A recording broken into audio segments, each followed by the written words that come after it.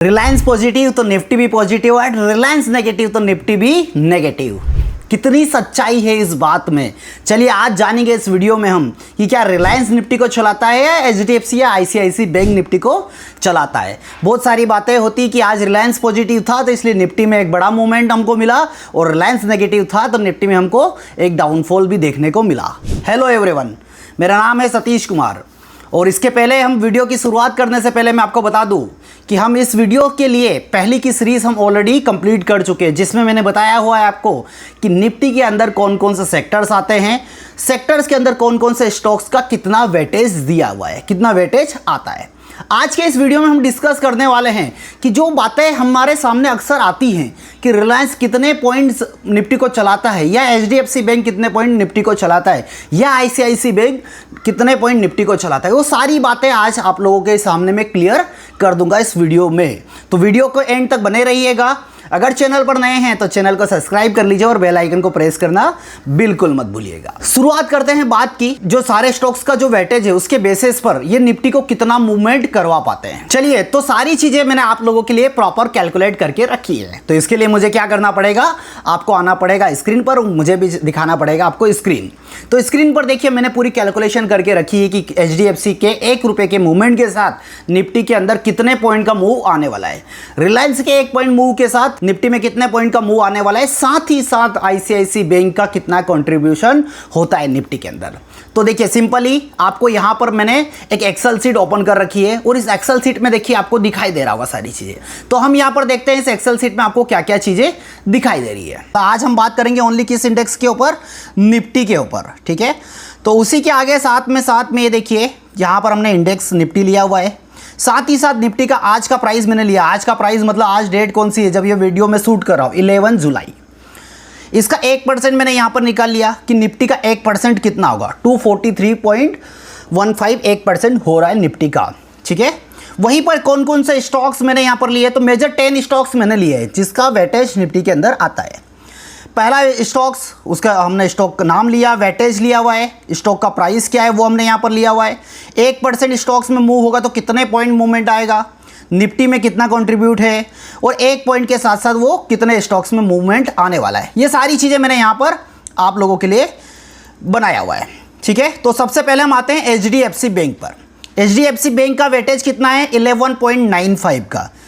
HDFC bank का price कितना है, 1628 रुपीज़। मतलब 1% अगर एचडीएफसी मूव करता है तो 16 रुपीज़ एचडीएफसी में मूवमेंट आएगा, 16 रुपीज़ का। वहीं पर निफ्टी को कितना चलाएगा, 1% अगर एचडीएफसी चला तो 29.10, 29 रुपये किसके कारण चलेगा, अगर एचडीएफसी 1% चला तो 29 रुपये किसके कारण चला, वो एचडीएफसी बैंक के कारण। तो वहीं पर अगर एचडीएफसी बैंक 1% चलेगा तब की बात है, बट अगर एचडीएफसी बैंक 1 रुपया चला उस केस में क्या होगा, तो उस केस में इंडेक्स जो होगा हमारा निफ्टी 1 रुपया 80 पैसा चलने वाला है, 1.80। ऐसा ही नेक्स्ट किसकी बात कर लेते हैं हम, रिलायंस की, जिसके ऊपर सभी की नज़र होती है कि रिलायंस नेगेटिव है या पॉजिटिव है, तो क्या होने वाला है। तो रिलायंस का वेटेज है 9.98, मतलब ऑलमोस्ट 10%। रिलायंस का प्राइस कितना है, रिलायंस का प्राइस है 3167 का, ये आज का भाव मैंने लिया हुआ है। मतलब अगर ये 1% मूव करेगा तो कितना होगा, 31 पॉइंट हो जाएगा, 31। और अगर रिलायंस 1% चला तो निफ्टी कितना चलेगा इसके कारण, 24 पॉइंट, राइट।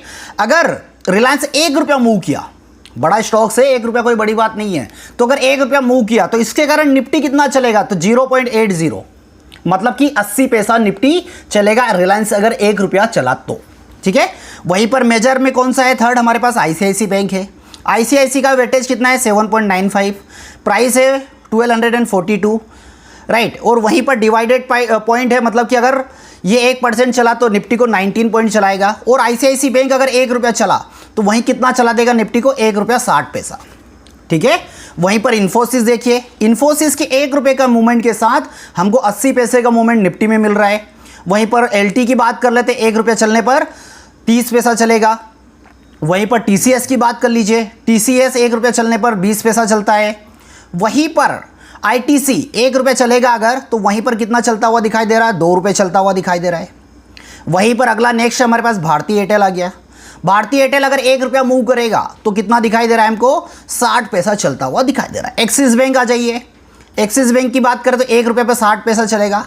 और दूसरा कौन सा है अब last, state bank of India, तो ये 90 पैसे मूवमेंट करवाता 1 रुपये मूवमेंट के साथ। मतलब अगर ये 850 है तो 851 अगर हुआ तो इसके कारण निफ्टी 90 पैसा मूव करेगी। अब ये सारे स्टॉक्स की मैं बात करूं तो इनका टोटल जो वेटेज है 56% है। अगर ये सारे ही स्टॉक्स अगर पॉजिटिव हो जाएं 1%, कौन से 10 स्टॉक्स ही अगर पॉजिटिव चल दें तो ऐसे केस में क्या होगा, ऐसे केस में निफ्टी कितना मूव करेगी, टोटल 56%। ये जो 43 पॉइंट है इसका 56% अगर हम निकालेंगे तो 137.70, मतलब निफ्टी इसके कारण कितना मूव करेगी, 137 पॉइंट मूव करेगी। तो अगर निफ्टी की अगर मैं बात करूं तो इन टॉप 10 स्टॉक्स में ये 10 स्टॉक्स की वेटेज अगर मैं बात करूं तो 56% है। अब निफ्टी में अगर 243 पॉइंट अगर मूव करता है, 243 1% हो रहा है, तो इसका 56% अगर मैं निकालूंगा तो 137.70 हो रहा है। मतलब कि अगर ये 10 स्टॉक्स 1% पॉजिटिव रहें तो 137 पॉइंट निफ्टी पॉजिटिव रहने वाला है। किसके कारण, इन 10 स्टॉक्स के कारण। बाकी के स्टॉक्स अगर मैं बात करूं, बाकी के 40 स्टॉक्स अगर न्यूट्रल रहे तब की बात है। अब होता है क्या है कि इनमें से कुछ स्टॉक्स पॉजिटिव है, कुछ स्टॉक्स नेगेटिव है, तो ओवरऑल कहीं ना कहीं निफ्टी न्यूट्रल रहता है, या कहीं पॉजिटिव चला जाता है या नेगेटिव चला जाता है। या कुछ एक स्टॉक ऐसे हैं, मान के चलिए वो कहते हैं ना कि बूंद बूंद से घड़ा भरता है, ये 10 स्टॉक्स नहीं चले आज, ऐसे न्यूट्रल खड़े रहे, 1-1 2-2 रुपये ऊपर नीचे हो रहे हैं, और बाकी के स्टॉक्स में अच्छा मूव आ गया, तो उस केसेस में क्या होगा, 44% वेटेज कितना है, अदर 40 स्टॉक्स का है, और अगर वो 1% चल चुके हैं तो उस केस में क्या होगा, उस केस में अराउंड हमको समथिंग 130 पॉइंट 100 पॉइंट हमको कहाँ पर, वो स्टॉक्स जो 40 स्टॉक्स है उनके कारण निफ्टी चल देगा। तो ये सही सारी चीज़ें होती है जिसके बेसिस पर निफ्टी चलता है। ये भ्रामक चीज़ें हैं कि रिलायंस चलाता है, HDFC चलाता है या ICICI चलाता है। ठीक है, चलिए अब इसको मैं प्रैक्टिकली बताता हूँ कैसे, ये प्रैक्टिकली होता क्या है। अब आ जाइए, मैं आज की बात कर लेता हूँ कि स्टॉक्स मूव, आज के डेट में कौन सा स्टॉक कितने पॉइंट का मूवमेंट हुआ है, और ये चीज़ आपको भी करना है, ये काम आपको भी करना है। जब आप इस वीडियो को देखेंगे तो आप देखिएगा कि उस दिन वो स्टॉक्स में कितना मूवमेंट आया हुआ है और उसके बेसिस पर निफ्टी कितना चला हुआ है। ठीक है, चलिए तो मैं आपको लेकर चलता हूं कहां पर, मैं लेकर चलता हूं आपको सीधा, हम चलते हैं ट्रेडिंग व्यू पर, और आज देखते हैं कि कौन कौन से स्टॉक्स में कितना कितना मूवमेंट हमको देखने को मिला है। तो पहला स्टॉक कौन है हमारे पास में, तो अगर मैं निफ्टी की बात करूं तो इसकी जो क्लोजिंग हुई है वो फ्लैट क्लोजिंग हुई है, मतलब कि 8 पॉइंट नेगेटिव में क्लोज हुआ है। तो या तो इन स्टॉक्स में कहीं ना कहीं जो मूवमेंट हुए होंगे, ये स्टॉक्स 10 स्टॉक्स की अगर मैं बात कर लूँ तो ये स्टॉक्स कहीं ना कहीं इनमें भी कहीं ना कहीं फ्लैट क्लोजिंग हुई होगी। ठीक है, तो चलिए एक बार हम कैलकुलेट कर लेते हैं। तो सबसे पहला कौन सा स्टॉक्स की बात करेंगे हम, पहले देखेंगे हम HDFC बैंक की। HDFC बैंक देखिए मॉर्निंग में ओपन हुआ, एक फॉल दिया और वापस से कहां पर क्लोज हो गया, जहां पर वो कहीं पर ओपन हुआ था। आज इसमें डाउनफॉल कितना आया, 4 पॉइंट का डाउनफॉल आया। हम क्लोजिंग के हिसाब से देखते हैं, इसको कैलकुलेट करने की कोशिश करते हैं कि क्या मूवमेंट हुआ लास्ट में। तो 0.4 हम यहाँ पर ले लेते हैं, 0.4 हमने यहाँ पर ले लिया। ठीक है, मतलब कि इसके कारण निफ्टी कितना नेगेटिव गया, 4 पॉइंट। इसके बाद हम बात करते हैं रिलायंस की, तो रिलायंस देख लीजिए, रिलायंस में क्या हुआ, 0.20, मतलब 20 पैसा, मतलब फ्लैट क्लोजिंग। रिलायंस का एक बार चार्ट देख लीजिए 11 जुलाई का, क्या हुआ रिलायंस में, मॉर्निंग में डाउनफॉल आया, एक अपवर्ड मूवमेंट हुआ और वापस से डाउनफॉल होके जहां कहीं पर ओपन होता वहीं पर क्लोज भी हो गया। तो 20 पैसा इसका ले लीजिए, किसका, रिलायंस का 20 पैसा ले लेते हैं हम। वहीं पर अगला स्टॉक्स कौन सा है हमारा, माइनस में 20 पैसा है ना, -20 पैसा। अगला स्टॉक कौन सा है, ICICI है। ICICI में क्या देखने को मिला हमको, ICICI 4 पॉइंट नेगेटिव है। ICICI का भी अगर हम चार्ट देखेंगे तो ओपनिंग वहीं पर हुई, एक डाउनफॉल आया और वापस से बाजार कहीं पर ऑलमोस्ट कल की जो क्लोजिंग है उसके बेसिस पर ये 4 पॉइंट नेगेटिव में क्लोज हुआ है। तो इसके भी 4 पॉइंट हम ऐड कर लेते हैं, इसका -4 पॉइंट कर लेते हैं। ठीक है, चलिए इसी बीच अगर हम देखते हैं कौन सा, अब इन्फोसिस की बात कर लेते हैं, इन्फी देख लेते हैं, इन्फी में क्या रहा है आज। तो इन्फी भी कहीं कहीं कंसोलिडेशन का मार्केट रहा है, और इसमें अगर हम देखें तो 4 पॉइंट का पॉजिटिव मूवमेंट हमको देखने को मिला। किसमें, इन्फोसिस की अगर मैं बात करूं तो इन्फोसिस के बाद आता है अपना LT। तो LT में देख लेते हैं कि LT में क्या क्या मूवमेंट हमको देखने को मिले। LT देखिए, LT भी कहीं ऊपर से एक डाउनफॉल देखने को मिला, नीचे से एक रिकवरी देखने को मिली, फिर भी 28 पॉइंट नेगेटिव रहा है LT। तो LT का भी हम यहाँ पर 28 पॉइंट माइनस में ले लेते हैं। LT के बाद आता है TCS, देख लेते हैं। TCS का कल रिजल्ट भी, वो भी देखिएगा, वीडियो बाद में देखिए तो कंफ्यूज मत होइएगा। चलिए TCS में देखिए, TCS 14 पॉइंट नेगेटिव रहा है, 14 पॉइंट नेगेटिव रहा। ओवरऑल की मैं बात कर रहा हूँ, ओवरऑल। उसके बाद कौन सा आता है, ITC आता है, ITC भी देख लीजिए।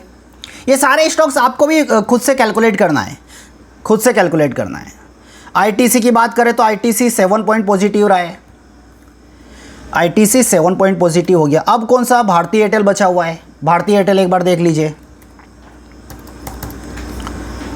भारतीय एयरटेल में हमको क्या दिखाई दे रहा है, भारतीय एयरटेल 7 पॉइंट नेगेटिव है, -7 कर दीजिए।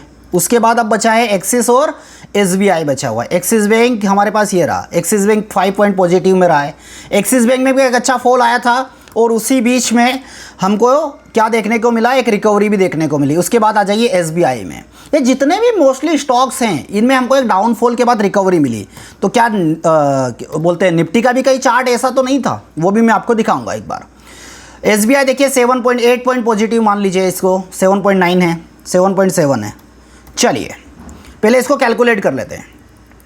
रिलायंस के कारण निफ्टी कितना 7 point negative, Reliance sorry HDFC के कारण 7 पॉइंट नेगेटिव, रिलायंस के कारण 20 पैसा, आईसीआईसी के कारण 6 पॉइंट, इन्फोसिस के कारण 3 पॉइंट पॉजिटिव, और वहीं पर एलटी के कारण -7, उसके बाद टीसीएस के कारण -13, आईटीसी 14 पॉइंट पॉजिटिव लेकर गया है, भारतीय एयरटेल 14 पॉइंट नेगेटिव लेकर गया है, और एक्सिस बैंक 3 पॉइंट माइनस में लेकर गया है। स्टेट बैंक ऑफ इंडिया 6 रुपये 80 पैसा ऊपर लेकर गया, और टोटल देखिए माइनस में कितना दिखाई दे रहा है 7.60।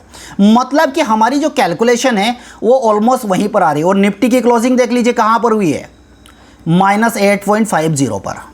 मतलब कि जो बाकी के स्टॉक्स हैं 40, उसमें से हो सकता है कि क्या क्या होता है, विदाउट देखे मैं बताता हूँ क्या हो सकता है। 20 स्टॉक कुछ पॉजिटिव होंगे, 20 स्टॉक नेगेटिव होंगे, या 40 स्टॉक की फ्लैट ही कहीं पर उनकी भी क्लोजिंग आसपास ही कहीं रही होगी, तो वो बैलेंस बनाए हुए चलें।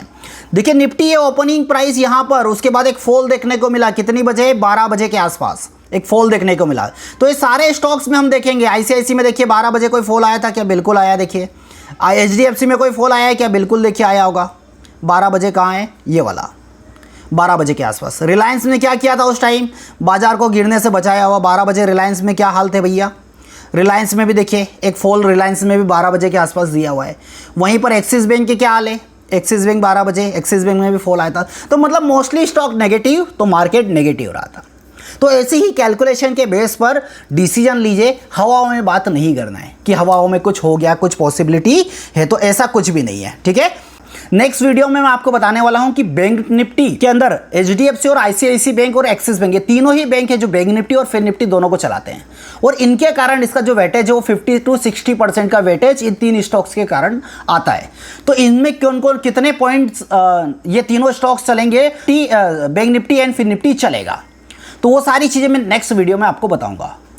इसके पहले अगर वेटेज वाले वीडियो आपने नहीं देखे तो चैनल पर जाइए और वहां पर वीडियो वाले सेक्शन में जाकर सारे वीडियोस देखिए, और अपना कमेंट्स करना बिल्कुल मत बताइएगा। और आज के वीडियो के लिए अपने वैल्यूबल कमेंट जरूर बताइएगा कि कैसे लग रहे हैं वीडियो, क्या आपको पसंद आ रहे हैं, नहीं आ रहे हैं, जो भी है ओपन फीडबैक आपको शेयर करना है। फिलहाल आज के लिए इतना ही, फिर मिलेंगे नेक्स्ट वीडियो में एक डिमांडिंग टॉपिक के साथ। तो मैं उम्मीद करता हूं कि आप लोग डिमांड करेंगे वीडियो के अंदर कि आपको किस टॉपिक पर ऊपर वीडियो चाहिए।